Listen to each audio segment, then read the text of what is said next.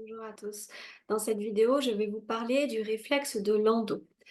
C'est un réflexe, mais pas un réflexe archaïque, c'est un réflexe qui émerge entre 3 et 4 mois.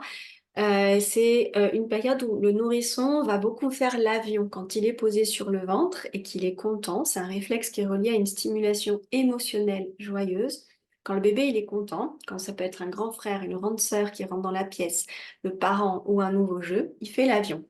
Il est sur le ventre, il fait un mouvement en extension de tout l'axe, il soulève la tête et les bras et il est content. Donc ça, c'est un mouvement que font très facilement vraiment beaucoup de bébés.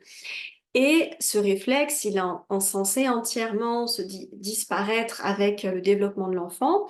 Et c'est un réflexe qui va permettre une maturation fonctionnelle du tonus des extenseurs de l'axe. Et c'est aussi le réflexe qui va permettre petit à petit, quand ce tonus il va mûrir, à l'enfant de redresser son dos sur le ventre en prenant appui sur son bassin. Parce que nourrisson, quand l'enfant, le nourrisson est posé sur le ventre, au début, il n'y a que la tête qui va se soulever. Petit à petit, il va prendre appui sur le thorax et vers 6 mois, le nourrisson prend appui sur son bassin quand il se redresse sur son ventre. Et vers 6 mois, quand ce réflexe de l'endo et le tonus des extenseurs mûrit correctement, le nourrisson va prendre appui sur ses deux mains et se redresser.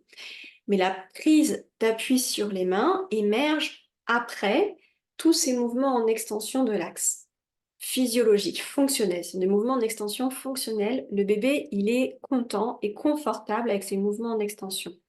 Et il ne faut pas confondre ce mouvement en extension, qui est relié à une émotion de joie et à du confort et à une utilité fonctionnelle, parce que ça va aider l'enfant à jouer sur le ventre.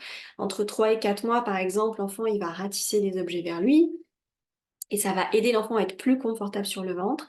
Donc, il ne faut pas confondre cette extension de l'axe fonctionnel à une extension qui est moins confortable chez certains enfants qui ont des réflexes en extension hyperactifs.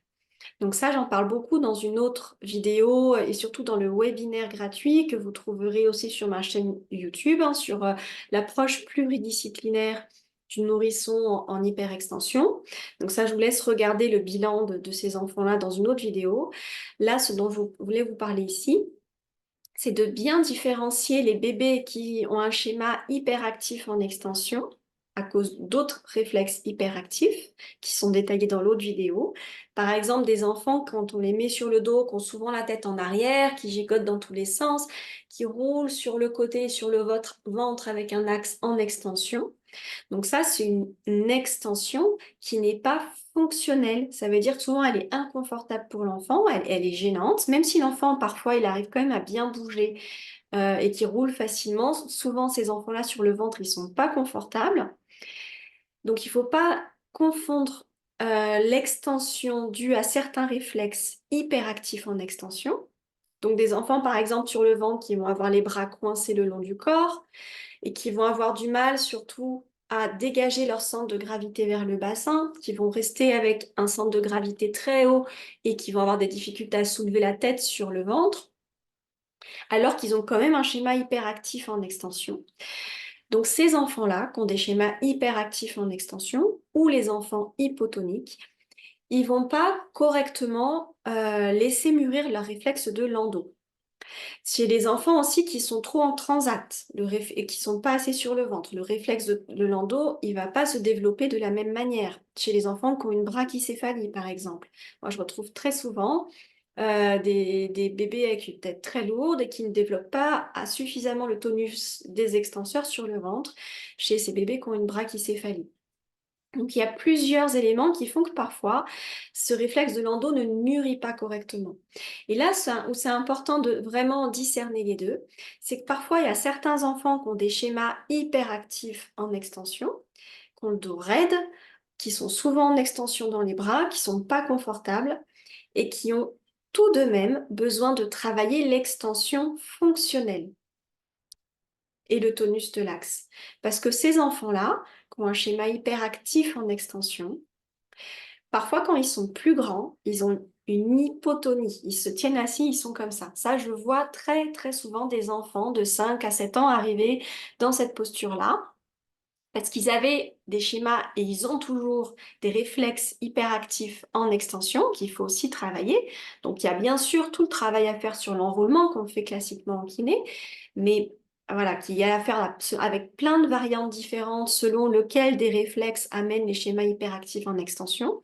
Mais quand un enfant arrive dans cette posture-là, parfois il a des réflexes hyperactifs en extension, parfois pas, mais il a quasiment toujours un réflexe de l'endo à retravailler. En tout cas, ce que j'observe souvent, c'est que les réflexes hyperactifs en extension perturbent très souvent le développement du lendo. Et que classiquement en kiné, dans ce que j'observe, c'est qu'on a l'habitude d'aller détendre le plan postérieur, d'aller allonger, d'aller enrouler l'enfant. Mais très souvent, cette activation fonctionnelle du tonus des extenseurs, elle est oubliée et est quand même nécessaire la plupart du temps pour ces enfants. Voilà pourquoi je voulais redévelopper un peu ce réflexe de l'endo qui va être très utile pour ensuite, avec tous ces enjeux sur le développement de la posture, avec tous ces enjeux sur la maturation de l'équilibre entre le tonus des extenseurs et les tonus des fléchisseurs. Il va y avoir beaucoup d'enjeux sur le développement de la vision, parce que dans toute cette phase sur le ventre, quand il y a le réflexe de l'endo qui mûrit correctement, l'enfant est beaucoup plus confortable, beaucoup plus à l'aise sur le ventre parce qu'il arrive à se dégager plus facilement, parce que quand il se dégage plus facilement, il peut revenir plus facilement sur le dos, et où il peut faire des pauses sur le côté. Et toute cette phase sur le ventre amène un autre développement de la vision que quand il est juste passif allongé sur le dos.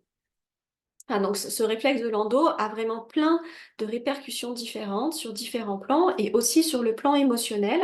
Moi, dans ce que j'ai remarqué, par exemple, dans ma pratique, les enfants qui arrivent comme ça, qui ont du mal à se redresser, à qui on dit souvent tiens-toi droit, et pour qui ça coûte en énergie de se redresser, ce sont souvent des enfants qui peuvent manquer de confiance en eux. Ça ne veut pas dire que un enfant qui manque de confiance en lui a son réflexe de l'inverse, n'est pas vrai, hein. Un enfant qui manque de confiance en lui, c'est pas forcément à cause du réflexe de l'endo, mais en tout cas, quand on se tient comme ça altère notre relation à notre environnement et l'estime de soi aussi parfois. Et la confiance en soi. La confiance, moi par exemple, je me souviens d'un petit garçon qui se tenait tout le temps comme ça et qui disait à l'avance, sans avoir expérimenté, j'y arrivais pas, c'est trop dur, enfin qui avait beaucoup d'appréhension à initier quelque chose de nouveau. Ça pouvait être juste un jeu nouveau, une position nouvelle. À chaque fois, il avait peur d'aller, il pensait qu'il était pas capable. Et je me souviens très bien, ça m'est arrivé vraiment plusieurs fois. J'ai plusieurs enfants en tête chez qui juste je travaille ce réflexe de l'endo et sans parler du tout de confiance en soi, 3 semaines après, les parents reviennent en disant à l'école, la maîtresse m'a dit qu'il prenait confiance, il se met à parler. Enfin, voilà, il peut y avoir, c'est pas toujours aussi simple que ça, mais parfois ça l'est, aussi simple que ça. En travaillant juste sur le corps, il y a des répercussions qui se font automatiquement sur les autres sphères. Et surtout avec les enfants, cet alignement-là, il se fait beaucoup plus spontanément, souvent beaucoup plus facilement qu'avec les adultes. Donc voilà ce que je voulais vous partager aujourd'hui sur ce réflexe de l'endo et l'importance d'évaluer chez les enfants qui viennent en kiné la différence entre schéma hyperactif en extension et extension fonctionnelle, utile au mouvement et au développement de l'enfant.